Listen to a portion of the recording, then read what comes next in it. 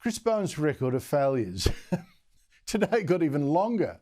I mean, already this week I've told you about two more of his green schemes, schemes backed by this incompetent energy minister that have hit a wall.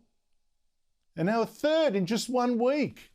Disastrous sales figures today for the electric vehicles that Bowen is trying to make us buy to save the planet. 4 years ago, he was touting modelling showing that under Labor, nearly 90% of the new cars we'd buy by 2030 would be electric. Bowen since insisted, oh, no, wait a minute, this wasn't really a target. But even last year, we're still boasting electric car sales were still great. Just look around and you see big increases in EVs. In fact, sales figures just released show that sales of EVs, electric vehicles, instead dropped badly in January compared to a year ago. They're down to just 4.4% of all new cars sold. 4.4, a long way short of 90%. Joining me is Paul Gover, former racing car driver and one of our most experienced motoring journalists, inducted even to the Supercars Media Hall of Fame. Paul Gover, it's so good of you to come on the show again. Look, sales of electric cars way down. What has happened here?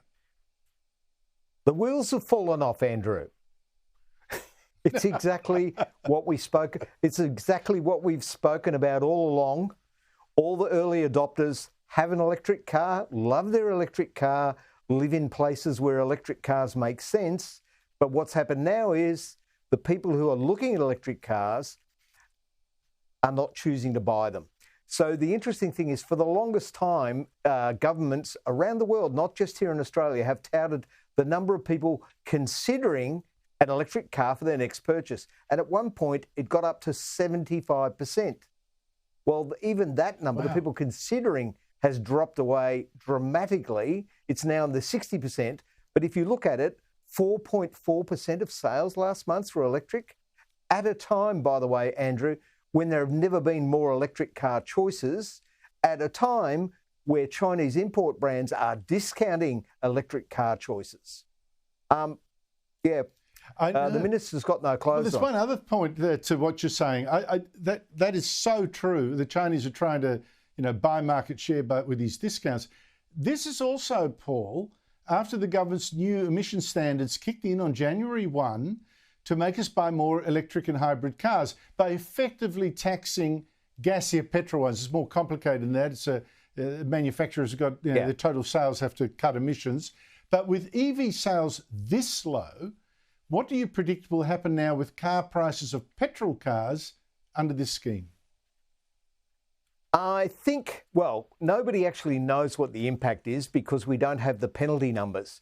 What we've already seen is car companies are shifting massively to hybrids, and particularly, although they're not hugely popular yet, things called plug-in hybrids. So this is a hybrid vehicle which can run combustion but has enough electric range you can run it on your daily commute fully electric, and then on weekends go combustion engine. It's what I call the 7-day-a-week car, which electric cars invariably are not.